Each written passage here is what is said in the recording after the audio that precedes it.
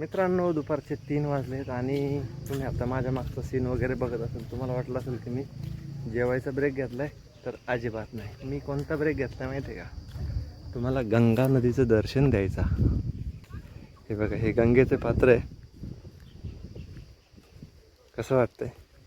हर हर गंगे नमामि गंगे. तर गंगा नदीचं दर्शन तुम्हाला द्यायला मी पोचलोय गंगा घाटावरती. आणि पलीकडं आहे UP, अलीकडं आहे बिहार. आपण आहे बिहारमध्ये. म्हणलं UP बिहारला आलंय आणि गंगा नदीचं दर्शन नाही झालं तर काय त्या ट्रिपला अर्थ आहे का? म्हणून जेवण राहू दे म्हणलं. बक्सर मार्गे आलतो ॲक्च्युली. ते मध्ये थोडा एक साहेबांनी इकडे घालायला लावली गाडी बक्सरला आणि मग फिरलो गावागावांमध्ये. तर म्हणलं मग इकडून जाताना फार नदीच्या कडेला आलोय. मॅपवरती पाहिलं तर गंगा नदी समोर दिसतीये. म्हणलं मग जायला तर पाहिजेच. हे आहे गंगा नदीचं पात्र आणि एकदम घाण आहे राव. एकदम घाण म्हणजे वास येतो अक्षरशः. हे सध्या आपल्या गंगा नदीची अवस्था. हे बघा, हा घाट आहे. गुरं चरतायत.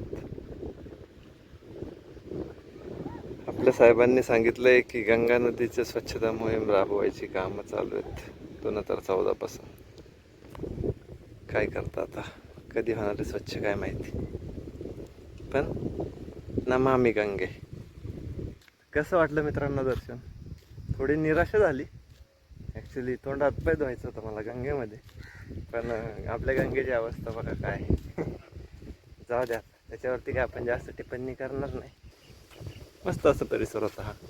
म्हणलं चला जाऊया, बघूया गंगा नदी आणि मग पुढे जाऊया. कारण UP बिहारला आलोय आणि गंगा नदी नाही पाहिली तर मग काय पाहिजे, बरोबर आहे का? आणि ह्या गंगा घाटावरती मित्रांनो डॉल्फिन दिसतात असं म्हणतात. आणि खूप छान असा मंदिरांचा परिसर होता. चला आलोय आपल्या गाडीपाशी. समोरच आपली गाडी लावलेली आहे.